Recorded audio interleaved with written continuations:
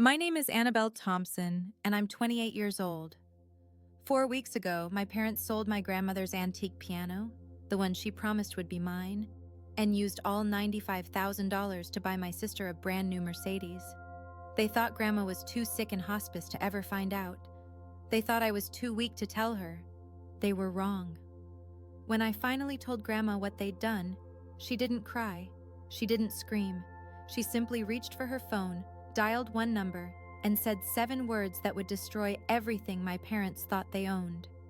Before I tell you what those 7 words were, and what happened next at my mother's 60th birthday party, please take a moment to like and subscribe, but only if you genuinely enjoy this story. Drop a comment, and let me know where you're watching from and what time it is there. Now let me take you back to the day it all started, the afternoon my grandmother was admitted to hospice. The call came on a Tuesday afternoon, right after my last piano lesson of the day. "Eleanor's had another heart attack," my father said. No greeting, no warmth. "She's stable, but they're moving her to hospice. Family meeting at the hospital in an hour." I dropped everything.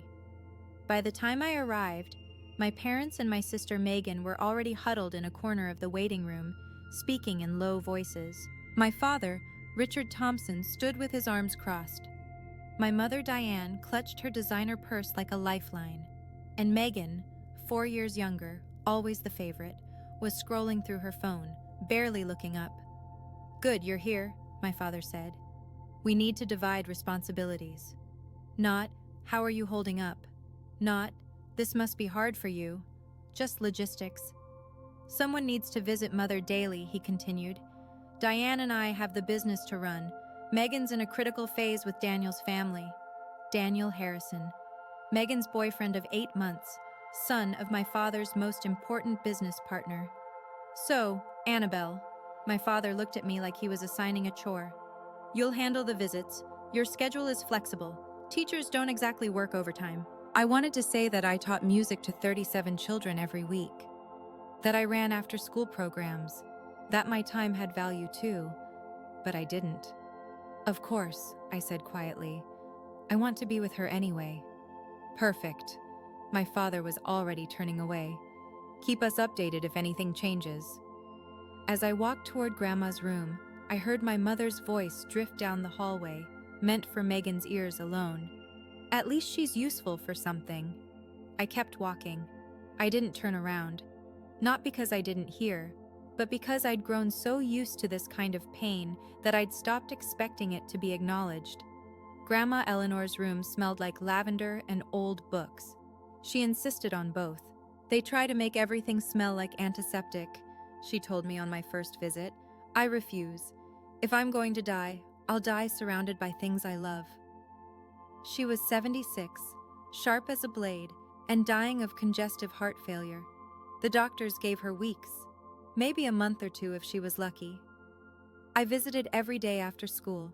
We talked about music, about her years performing across concert halls in the Northeast, about my students who couldn't yet read notes, but already felt rhythm in their bones. One evening, she reached for my hand. Her grip was weaker than I remembered, but her eyes were fierce. "Annabelle, I need you to know something." "Anything, Grandma."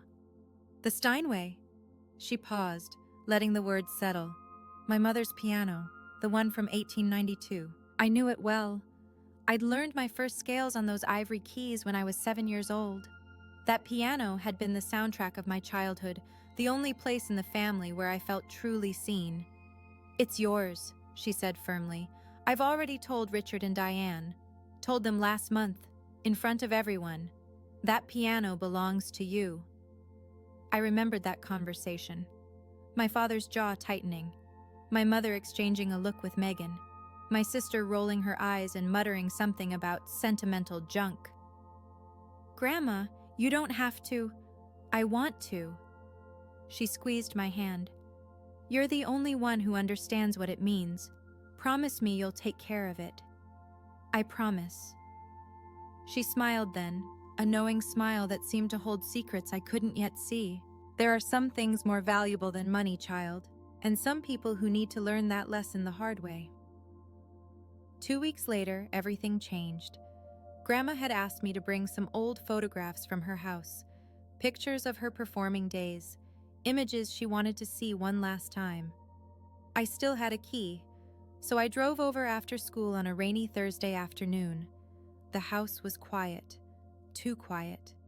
I walked through the foyer, past the dining room, and into the living room where the Steinway had stood for 30 years. The space was empty. I stopped breathing. Where the piano should have been, there was nothing but a rectangular indent in the carpet, a ghost of something that had lived there for decades, now violently removed. My hands were shaking as I pulled out my phone. "Mom," my voice cracked. "Where's Grandma's piano?" A pause. Then my mother's voice, casual and dismissive. "Your father handled it. Adult matters, Anna. You don't need to worry about it." "Handled it how? Where is it?" I said, "Don't worry about it." "Mom." Click. She hung up on me. I stood in that empty living room for what felt like hours, staring at the indent in the carpet. The rain pattered against the windows. Somewhere in the distance, thunder rolled. I drove to my parents' house that evening. My father answered the door with a glass of scotch in his hand, looking annoyed at the interruption. "The piano," I said. "What did you do?" He didn't even flinch. "Sold it. Got $95,000 for it. Good price." The world tilted. "You sold it? Grandma said it was mine." "Grandma's dying, Anna." He took a sip of his drink. "She doesn't need a piano, and neither do you." Behind him, I heard the jingle of car keys. Megan appeared in the hallway, grinning. New keys. For a new car. "You bought her a car." My voice was flat. "With Grandma's piano." My father shrugged like I'd asked about the weather. "Mercedes-Benz. Megan needs to make the right impression on the Harrisons. Daniel's family is particular about appearances." "That piano was supposed to be mine." "And what would you do with it?" My mother appeared behind my father, arms crossed. "You teach children's music classes, Anna. You don't perform. You don't have the space. Megan needed that money for her future." Her future. I repeated the words, tasting their bitterness.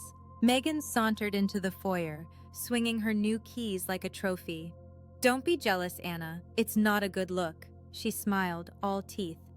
"Maybe if you'd picked a better career, you could afford nice things too." I looked at my parents, at my sister, at the life they'd built where I was always the afterthought, always the one whose needs came last. "Does Grandma know?" Silence. "Does she know you sold her piano?" My mother's face hardened. "She's in hospice, Annabelle. She's on morphine half the time. She doesn't need to know anything that might upset her." "You mean you don't want her to know?" "I mean," my mother stepped closer, her voice dropping to something cold and threatening, "that if you tell her and it causes her stress and something happens, that will be on you. Do you want to be responsible for killing your grandmother?" The accusation hung in the air like poison. I should have backed down. The old Annabelle would have. But something had shifted inside me. Something had finally broken. "Grandma has a right to know what happened to her property," I said quietly. "And I won't lie to her." I turned and walked out before they could respond. I didn't sleep that night. My apartment felt smaller than usual, a modest one-bedroom that my parents had always mocked as proof of poor life choices. I sat on my secondhand couch, staring at a framed photograph on the bookshelf. Grandma Eleanor at her final concert 20 years ago. Her fingers poised above the keys, her face luminous with purpose. That same piano, the one they'd sold like it was nothing. My mother's words circled in my head. "If something happens, that will be on you." Was she right? If I told Grandma, would the shock hurt her? Would I be causing more pain in her final days? But then I remembered what Grandma had always taught me. "Truth can wound," she'd said once, when I was 12 and didn't want to tell my parents I'd failed a math test. But lies always wound deeper, they just take longer. I pulled my knees to my chest and thought about the last 28 years. Every time I'd stayed quiet to keep the peace, Every time I'd accepted less because fighting felt futile. Every time I'd made myself smaller so my family could feel bigger. And where had it gotten me? Here, alone, invisible. Watching them erase Grandma's wishes like her words meant nothing. If I stayed silent now, I wasn't keeping peace. I was becoming complicit. By 3 in the morning, I'd made my decision. Grandma deserved the truth. She deserved to know that her son had stolen from her, lied to her, and assumed she was too weak to matter anymore. And maybe, just maybe, I deserved to stop apologizing for existing. I set my alarm for early morning. I would go to hospice before school. I would tell her everything. Grandma was awake when I arrived, propped up against her pillows, watching the sunrise through the window. "You look like you haven't slept," she said softly. "I haven't." I pulled a chair close to her bed, took her hand. "Grandma, I have to tell you something, and it's going to hurt." Her eyes, still sharp despite everything, studied my face. "Then tell me." So I did. The empty space in her living room, the $95,000, the Mercedes-Benz gleaming in Megan's name, my father's casual dismissal, my mother's threat. I told her all of it, bracing myself for tears, for shock, for the kind of devastation that might break what was left of her fragile heart. Instead, Grandma Eleanor let out a long, slow breath. Not a gasp of pain, not a cry of betrayal, a sigh, the sigh of someone who had seen this coming. "Grandma?" I whispered. She turned to look at me, and her expression wasn't grief-stricken. It was calm, almost resigned. "I knew this might happen, sweetheart." "You knew?" "I know my son," her voice was steady. "I've watched him become this person for 40 years. I hoped he'd change, but I also prepared for the possibility that he wouldn't." My mind raced. Prepared how? She didn't answer directly. Instead, she reached toward her bedside table. "Hand me my phone, would you?" I passed it to her, confused. She scrolled through her contacts with surprising dexterity, found a name, and pressed call. Then she put it on speaker. 3 rings. Then a man's voice, deep and measured. "Eleanor, how are you feeling?" "I'm dying, Harold, but I'm clear-headed, and it's time." A pause. "I understand. When?" "Sunday, Diane's birthday party, at my house. I'll prepare the documents." "Thank you, old friend." She ended the call and looked at me with a small, knowing smile. "Grandma." I stared at her. "Who is Harold?" "Harold Jennings." She set the phone down gently. "He's been my attorney for 30 years. He was your grandfather's closest friend." "You have your own attorney?" "I have many things your father doesn't know about, Annabelle." Her eyes twinkled despite the exhaustion etched into her face. "Richard assumes he understands everything about my affairs. He's always assumed that. It's his greatest weakness." I felt like I was standing at the edge of something vast, looking down into depths I couldn't see. "What's happening on Sunday? At Mom's birthday party?" "Justice." Grandma squeezed my hand. "Delayed, perhaps, but justice nonetheless." "I don't understand." "You don't need to understand everything yet." She leaned back against her pillows, suddenly looking more tired. "I just need you to do one thing for me. Anything. Come to the party, dress nicely, and bring your patience." A ghost of a smile. "The kind of patience I taught you when you were learning Chopin and wanted to throw the sheet music across the room." I almost laughed despite everything. "That bad?" "Worse." Her expression softened. "But necessary. Your father and mother need to learn that actions have consequences.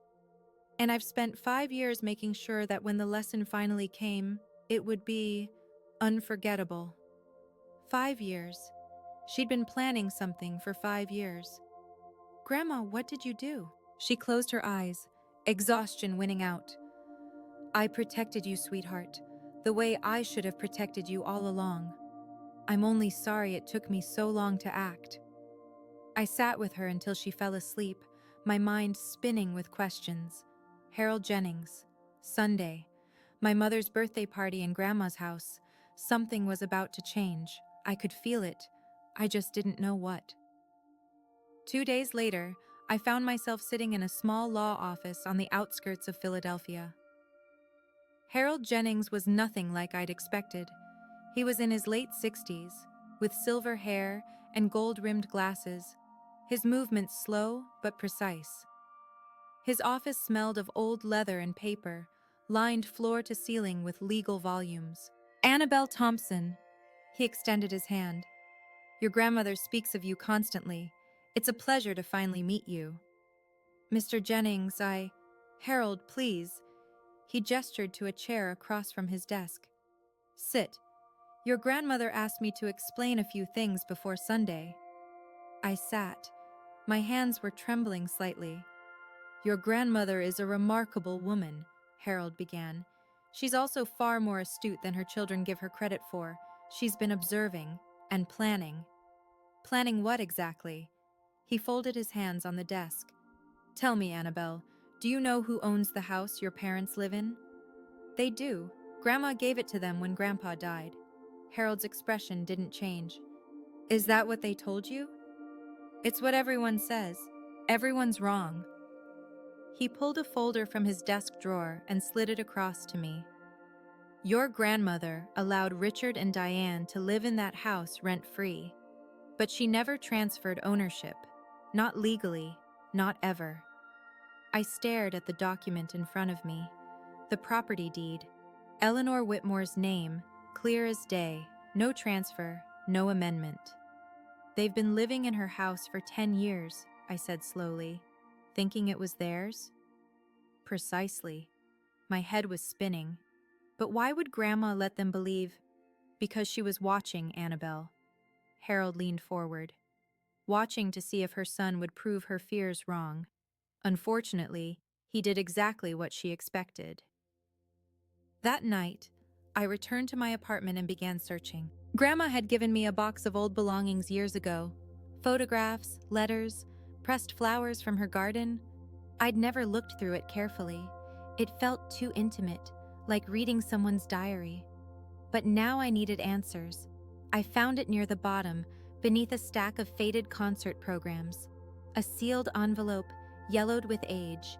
My name, written in Grandma's elegant script. And beneath it, 6 words, for Annabelle, when you need to understand. My fingers trembled as I opened it. Inside was a single photograph, a copy of a legal document. The header was partially obscured, but I could see Grandma's signature at the bottom, dated 5 years ago. And in her handwriting, a note clipped to the corner. The house never left my hands, sweetheart. It was only borrowed, and some borrowers don't deserve the privilege. I read it 3 times. Then I understood. Sunday's party was being held at Grandma's house, the same house my parents treated as their own, where they'd hosted dinner parties and holiday gatherings, where they'd sold the piano that sat in the living room like it belonged to them. But it didn't belong to them. It never had. My father had built his entire sense of status on a foundation that didn't exist. I thought about all the times he'd lectured me about real assets and smart investments.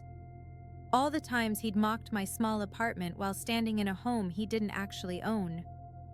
The irony was almost too perfect.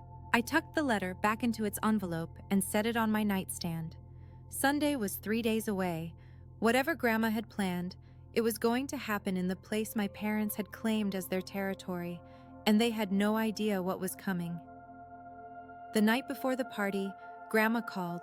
Her voice was weaker than before, and I could hear the effort each word cost her, but her mind was still razor sharp. Annabelle, are you ready for tomorrow? I think so. I paused. Grandma, are you sure about this? It's Mom's birthday, in front of all those people.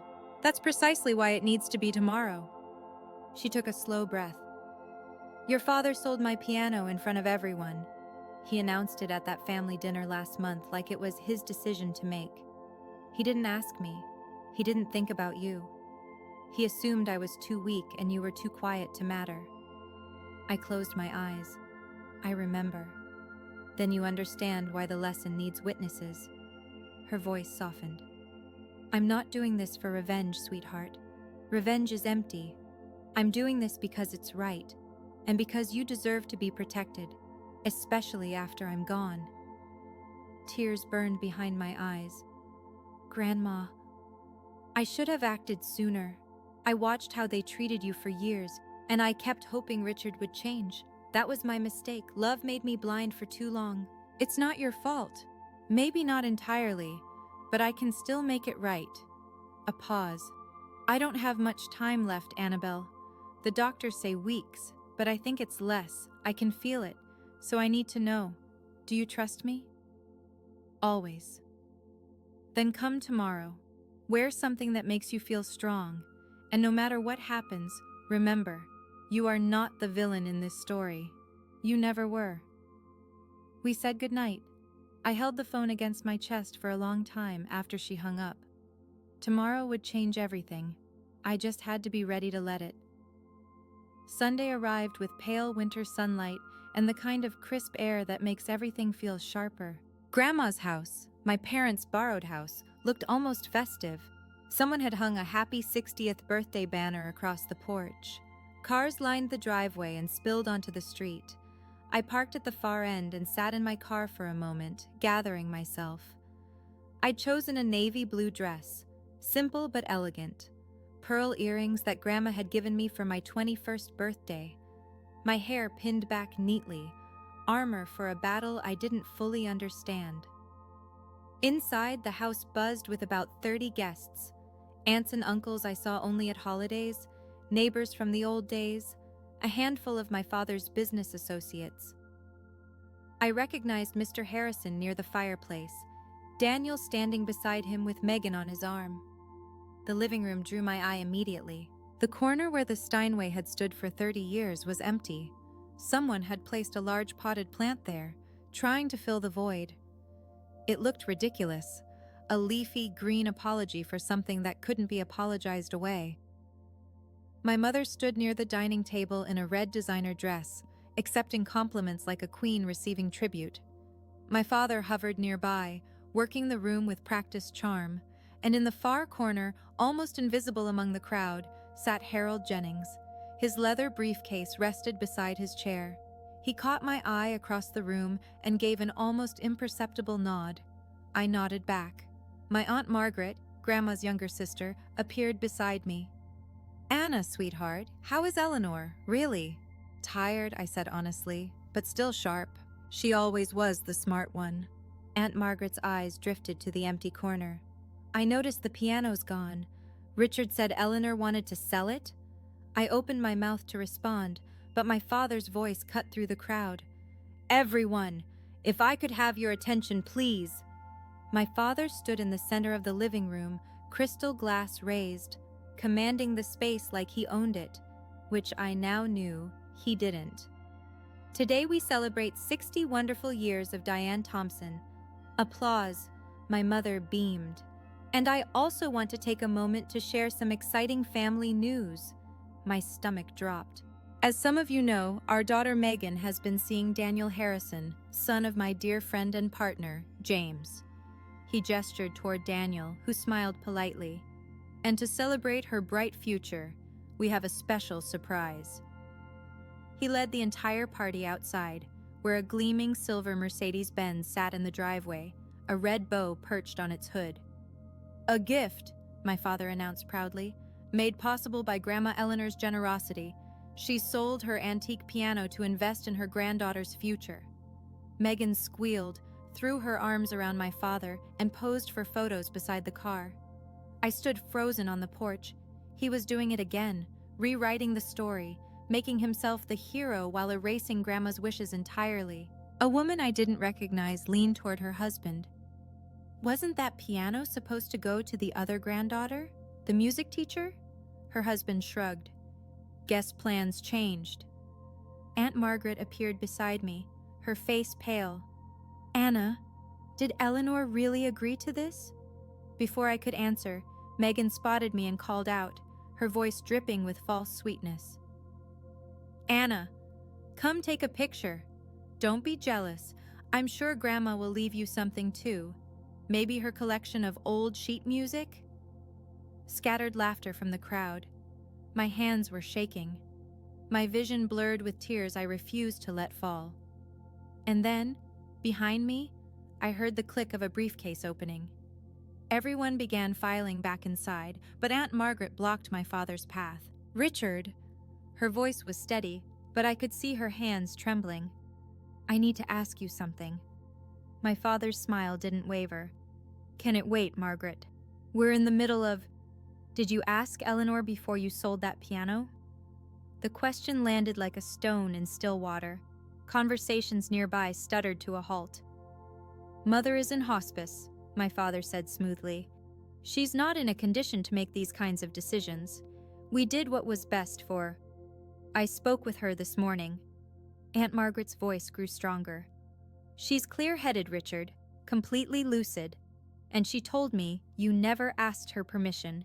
You never even told her. More people were listening now. I saw Mr. Harrison frown, saw Daniel shift uncomfortably. My mother pushed forward, face flushed. Margaret, this is my birthday. Let's not make a scene. A scene? Aunt Margaret laughed, but there was no humor in it. Diane, your husband sold Eleanor's most precious possession without her knowledge and used the money for a car. If anyone's making a scene, it's not me. The room had gone quiet. 30 pairs of eyes ping-ponged between my aunt and my parents. My father's composure cracked, just slightly. This is a family matter. It doesn't need to be discussed in public. Actually, a new voice said from behind us, I think public is exactly where it needs to be discussed. I turned. Harold Jennings was standing now, his briefcase open, a folder of documents in his hand. He walked toward the center of the room with the calm authority of a man who had done this 1,000 times. Good afternoon, everyone. My name is Harold Jennings. I'm Eleanor Whitmore's attorney. My father's face went white. The silence was suffocating. Harold positioned himself near the empty corner where the piano used to stand, a choice that felt deliberate. I apologize for interrupting the celebration, he said, his voice carrying easily across the room. But Eleanor Whitmore has asked me to address some urgent matters regarding her estate. Given the circumstances, she felt it was important that her family, and those close to them, hear this directly. My father found his voice first. My mother has an attorney? Since when? Since 30 years ago, Richard. Harold's tone was polite but cutting. I also represented your father. You would know this if you'd ever bothered to ask. Muffled gasps. Someone in the back whispered, Oh my God. This is outrageous. My mother stepped forward. Eleanor is dying. She's not in her right mind. Whatever papers you have. Mrs. Thompson. Harold raised a hand, silencing her. I visited Eleanor this morning. Her nurse Carol can confirm she is fully competent and lucid.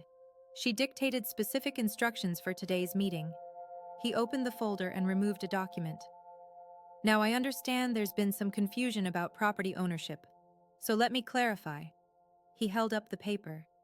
This is the deed to the house we are currently standing in. I watched my father's face drain of color. Notice the name on the deed.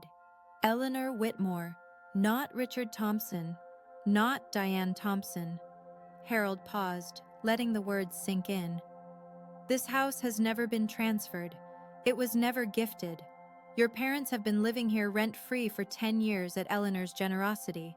Nothing more. The room erupted in whispers. My father grabbed the edge of a chair, steadying himself.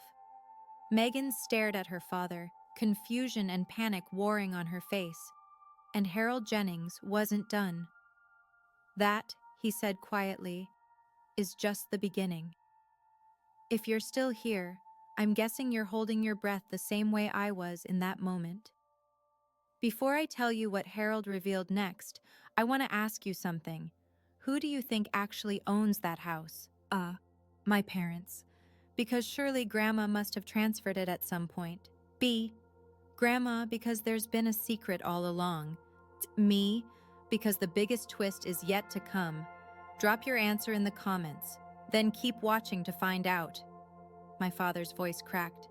This is impossible. Mother said the house was ours. She promised. She promised you could live here.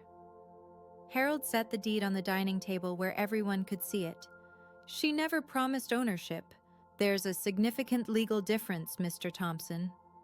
I watched the realization spread through the room like wildfire. Mr. Harrison took a small step back from my father.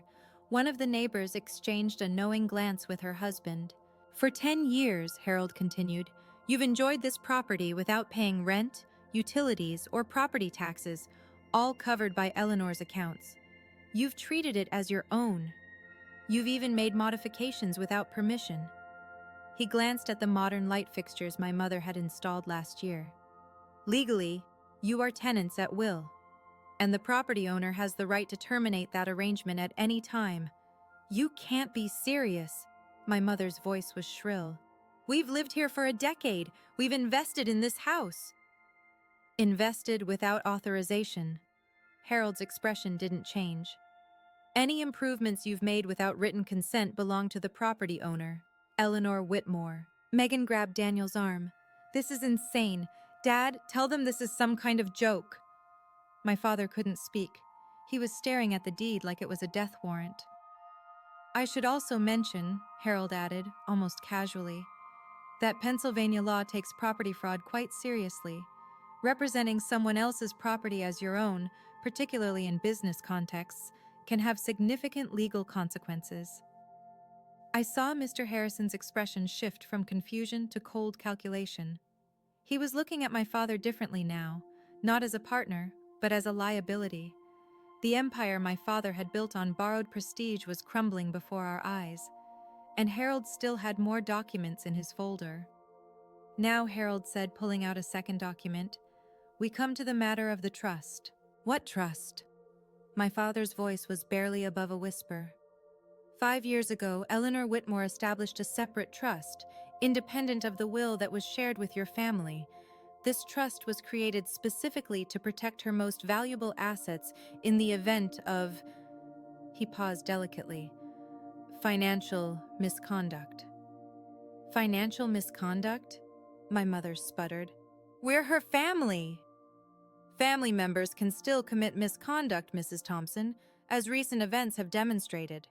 Harold withdrew a thick document, its pages crisp and official-looking. Per the terms of this trust, the following assets are irrevocably assigned to a single beneficiary: the property we're standing in, Eleanor's financial accounts, and all items of sentimental value, including the 1892 Steinway piano that was recently sold without authorization. He looked up, and his gaze settled directly on me. The sole beneficiary is Annabelle Rose Thompson. The room went silent. Megan's shriek broke it. What? This is fraud, my father shouted. She was manipulated. That little... He pointed at me, face contorted with rage. Richard, Harold's voice turned to ice. I would advise you to choose your next words very carefully. Everything said here today has been witnessed by over 30 people. Aunt Margaret moved to stand beside me. Her hand found mine and squeezed. Eleanor knew exactly what she was doing, Harold continued. She spent 5 years watching, waiting, hoping her son would prove her wrong. Instead, he sold her most treasured possession to buy a car for the granddaughter who never visits her. He paused. Actions have consequences, Mr. Thompson. This is yours. My mother was crying now. Megan looked like she might be sick, and I couldn't move, couldn't breathe, couldn't believe what I was hearing. Harold let the chaos settle for a moment before continuing. Regarding the piano sale, he pulled out another document. Since the Steinway was part of the trust, and Annabelle is the designated beneficiary, the sale conducted without the trustee's consent, that's Eleanor, constitutes unauthorized disposal of trust assets. What does that mean? Megan's voice was small. It means the $95,000 must be returned to the trust within 30 days. Harold's gaze swept across my parents and sister. Failure to comply will result in civil litigation for misappropriation of trust property. Given the clear paper trail, I assure you, the outcome would not be favorable for your family." My father laughed, a hollow, desperate sound. "We don't have $95,000 sitting around. The money went to the car." "Then I suggest you find a way to liquidate that asset." Harold nodded toward the window, where the Mercedes was still visible in the driveway, red bow and all. "The dealer might accept a return, though you'll likely take a significant loss." Megan burst into tears. "My car? You're taking my car?" "I'm not taking anything, Miss Thompson. I'm simply explaining the legal consequences of your family's choices." I watched Megan look to Daniel for support, but he had already stepped away from her, his expression carefully neutral. His father was whispering something in his ear, and neither of them looked sympathetic. "Additionally," Harold added, "Eleanor has asked me to inform you that your living arrangement in this house will be formally restructured. You may continue to reside here temporarily, but a proper lease agreement will be required." "A lease?" My mother's voice was barely audible. "In the house we've lived in for 10 years?" "In the house," Harold corrected gently, "that you never owned." The room had gone deathly quiet. Every eye was on me. My father turned slowly, his face twisted with betrayal and fury. "You did this. You poisoned her against us." I stood my ground. "No, Dad. I didn't do anything." My voice was steadier than I expected. "Grandma made these decisions 5 years ago, before I knew anything about them. I only found out this week." "Liar!" My mother's voice shook with venom. "You've always been jealous of Megan, of our family's success. This is your revenge." Revenge? I felt something cold and hard crystallize inside me. I didn't sell Grandma's piano without asking her. I didn't spend the money on a car for myself. I didn't lie to everyone about what happened. I stepped forward, looking directly at my mother. I'm not the one who said at least she's useful for something when I agreed to visit Grandma every day. I'm not the one who hung up on me when I asked questions. And I'm not the one who threatened me, saying I'd be responsible for killing Grandma if I told her the truth. Gasps rippled through the crowd. Aunt Margaret's hand tightened on mine. I spent 28 years being invisible in this family. My voice didn't waver. I accepted it because I thought that's what love required, shrinking yourself to make others comfortable. I looked at my father, at my mother, at Megan still crying over her doomed Mercedes. But Grandma taught me something different. She taught me that loving yourself means standing up for what's right, even when it costs you everything. I took a breath. "So here's what I want you to understand. I'm not apologizing anymore. I'm not staying silent anymore. And I'm done pretending everything is fine when it isn't." The room was absolutely still.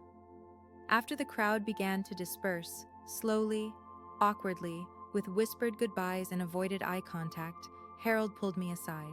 "Annabelle, we need to discuss next steps." I nodded, still feeling surreal, like I was watching myself from outside my body. "Legally, you have several options." He spoke quietly, so only I could hear. "You could demand immediate eviction. Given the circumstances, your grandmother would support whatever you decide." I looked across the room at my parents. My father had collapsed into a chair, head in his hands. My mother stood frozen by the window, mascara streaked down her face. Megan had disappeared, probably outside, mourning her Mercedes. They looked broken. Part of me, a small, wounded part, wanted to twist the knife, to make them feel every ounce of the pain they'd caused me over 28 years. But that wasn't who I wanted to be. "I don't want to throw them out," I said slowly. "Not immediately." Harold raised an eyebrow. "Are you certain?" "Yes." I took a breath. "Here's what I want. The $95,000 gets returned within 90 days, not 30. I'll give them time to sell the car and figure things out. They can stay in the house with a formal lease agreement at a minimal rent. After Grandma..." I swallowed hard. "After she passes, they'll have 12 months to find somewhere else to live." That's remarkably generous, given everything. Maybe. I met his eyes. But I'm not doing this to punish them. I'm doing it because it's right, and because I refuse to become the kind of person they are. Harold studied me for a long moment. Then he nodded, a hint of respect in his expression. Your grandmother said you'd respond this way? She's very proud of you, Annabelle. I know. My voice cracked. I know she is. The agreement was drafted right there on the dining room table, witnessed by Aunt Margaret and two of the remaining guests. My father signed without looking at me. My mother's hand shook so badly she could barely hold the pen. Neither of them said a word. By the time the last signature was in place, the house had emptied. Mr. Harrison and Daniel had left without saying goodbye. I later learned Daniel had driven away while Megan was still outside crying. The birthday cake sat untouched. The banner drooped sadly over the front porch. Aunt Margaret hugged me tight before leaving. You did the right thing, sweetheart. Eleanor would be so proud. She is proud, I said softly. I talked to her this morning. As if on cue, my phone buzzed. A video call request from Grandma's hospice number. I answered, walking to the empty corner of the living room where the piano used to be. Her face appeared on screen, pale but peaceful. Nurse Carol was visible in the background, smiling. My brave girl. Grandma's voice was weak but warm. How do you feel? Terrified, I admitted, and relieved and sad, all at once. That's how courage feels, sweetheart. It's never comfortable. I didn't throw them out. I gave them time. I know. Harold texted me. Her eyes glistened. You're a better person than they deserve, Annabelle. But that's why I chose you. I pressed my hand against the screen, wishing I could hold her hand instead. Thank you, Grandma, for everything, for protecting me. Don't thank me. She smiled, but it was tinged with sorrow. Just live well, play music, be happy. That's how you thank me. I will. I know you will, sweetheart. She closed her eyes. I know you will. I know a lot of you are probably thinking, so that's it? Did your parents ever change? The honest answer is complicated. Not every story has a perfect ending, but every story has a lesson. Before I tell you what happened in the months that followed, I want to hear from you. Have you ever had to set boundaries with family? How hard was it? Drop your story in the comments. I read every single one. The first week after the party was chaos. News travels fast in small social circles, and the story of what happened at Diane Thompson's 60th birthday spread like wildfire. My father's business partners suddenly became unavailable for meetings. Old friends stopped returning calls. Mr. Harrison formally withdrew from the joint venture they'd been planning. When my father demanded an explanation, the response was cold. I can't do business with someone I can't trust, Richard. If you'd deceive your own mother, what would you do to a partner? The deal would have been worth over $200,000, gone in an instant. Megan had to return the Mercedes. The dealership only offered her $80,000, $15,000 less than my parents had paid. She screamed at the salesman for 20 minutes before finally signing the paperwork.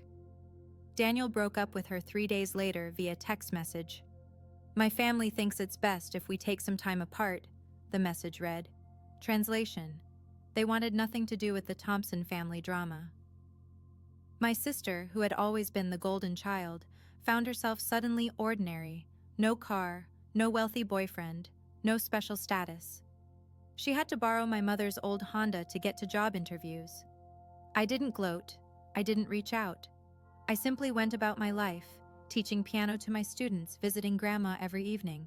But I'd be lying if I said there wasn't some quiet satisfaction in watching the facades crumble. My father had spent years measuring success in appearances, the house, the car, the right connections. Now he was learning that none of it had ever been real. The foundation he'd built his identity on was borrowed, and borrowed things always have to be returned. 3 weeks after the birthday party, the hospice called me at 6 a.m. You should come now, the nurse said gently. She's asking for you. I drove faster than I should have, my heart pounding the entire way. Grandma's room was quiet when I arrived. The morning light filtered through the curtains, casting soft golden shadows across her bed. Her breathing was shallow, her face paper thin, but her eyes were open, and when she saw me, she smiled. "My Annabelle." Her voice was barely a whisper. "Come sit with me." I took her hand. It felt so fragile, like holding a bird. "I have something to tell you," she said slowly. "Something I should have said years ago." "What is it, Grandma?" "I'm sorry." I blinked. "Sorry? For what?" "For not acting sooner." A tear slipped down her cheek. "I watched how they treated you, year after year. I kept hoping Richard would change, that Diane would see your value. I made excuses because I didn't want to believe my own son could be so—" She trailed off. "It's not your fault," I said, my own tears falling now. "Maybe not entirely, but I could have done more. I could have protected you earlier, instead of waiting until I was dying." She squeezed my hand weakly. "I'm sorry, sweetheart. You deserved better." "You gave me everything that mattered," I said fiercely. "Music, love, the knowledge that I was worth something. That's more than they ever gave me." She smiled, and for a moment she looked like the grandmother I remembered from childhood, strong, radiant, full of life. "I'm so proud of you, Annabelle. You have a good heart, but you finally learned to guard it. You taught me that." "Then I did something right." Her eyes fluttered closed. "I'm tired now, sweetheart. Stay with me? Always." Grandma Eleanor passed away that evening, peacefully, with my hand in hers. The funeral was held 5 days later at the small church she'd attended for 50 years. Per her wishes, it was simple. No elaborate flowers, no ostentatious displays. Just music, memories, and the people who truly loved her. I played the piano during the service. Not the Steinway, that was gone, but a modest upright that the church had owned for decades. I played Chopin's Nocturne in E-flat major, the first piece Grandma ever taught me. The church was half full. Aunt Margaret sat in the front row, tissues clutched in her hand. Grandma's friends from her performing days filled several pews. White-haired women who remembered when Eleanor Whitmore had been a name that meant something in the classical music world. My parents sat in the back. They didn't approach me before the service, or during, or after. My mother wore dark sunglasses that hid her eyes. My father stared straight ahead like a man attending his own sentencing. Megan wasn't there at all. "Too emotionally fragile," my mother explained to someone who asked. I delivered the eulogy. I spoke about Grandma's music, her wisdom, her quiet strength. I spoke about how she'd taught me that love wasn't about grand gestures. It was about showing up, day after day, and choosing to see someone for who they really were. I didn't mention the drama. The funeral wasn't the place. After the service, my father started walking toward me. I saw him hesitate, take a step, then stop when my mother grabbed his arm and pulled him away. He never made it across the room. Maybe he wanted to apologize, maybe not. I'll never know. But I'd already made peace with the fact that some apologies never come. And some aren't needed anymore. 6 months later, I moved into Grandma's house. It felt strange at first, walking through rooms filled with her presence, sleeping in the guest bedroom I'd known since childhood. But slowly, it began to feel like home. I used part of the returned money to buy a new piano. Not a Steinway. Those cost far more than $95,000. But a beautiful Yamaha Grand that filled the corner where Grandma's piano had once stood.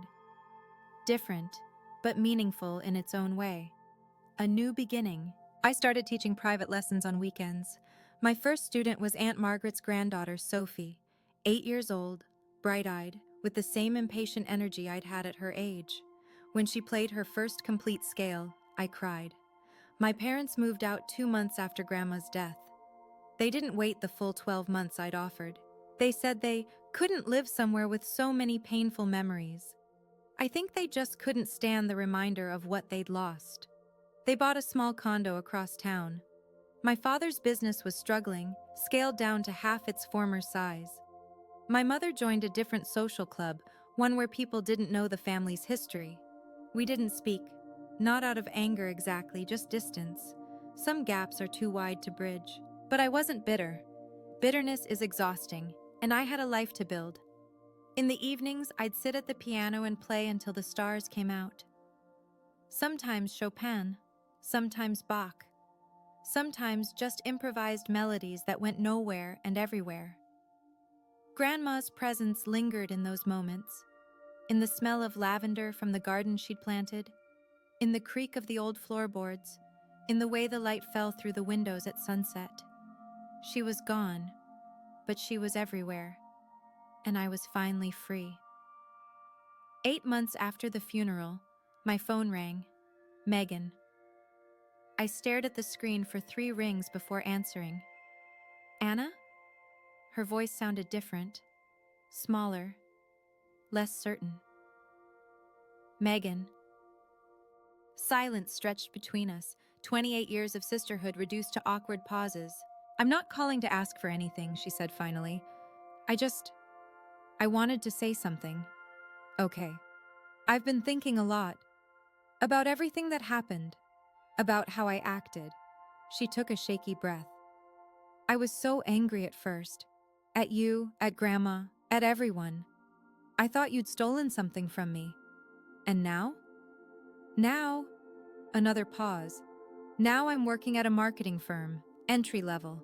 I ride the bus because I can't afford a car, and I've started going to therapy. I didn't respond. I just listened.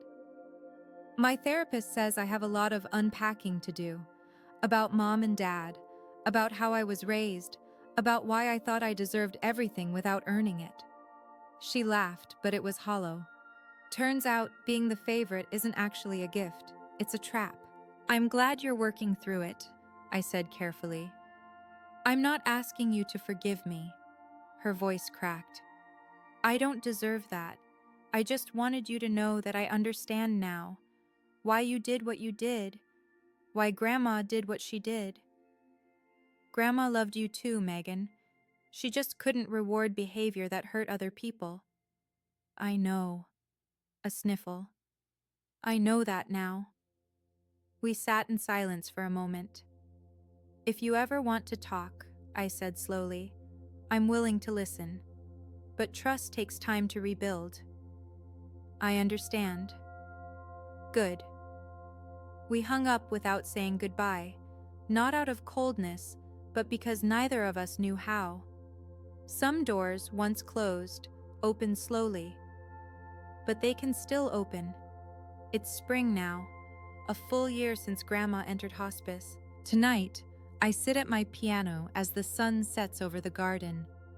The windows are open, and a warm breeze carries the scent of jasmine and freshly cut grass. I play Grandma's favorite nocturne, the one she performed at her final concert 20 years ago. The notes drift through the empty house, filling the silence with something softer. I think about everything that's happened. The betrayal, the reveal, the boundaries I never thought I'd have the courage to set. I think about Grandma, her strength, her patience, her quiet determination to protect me, even when I didn't know I needed protecting.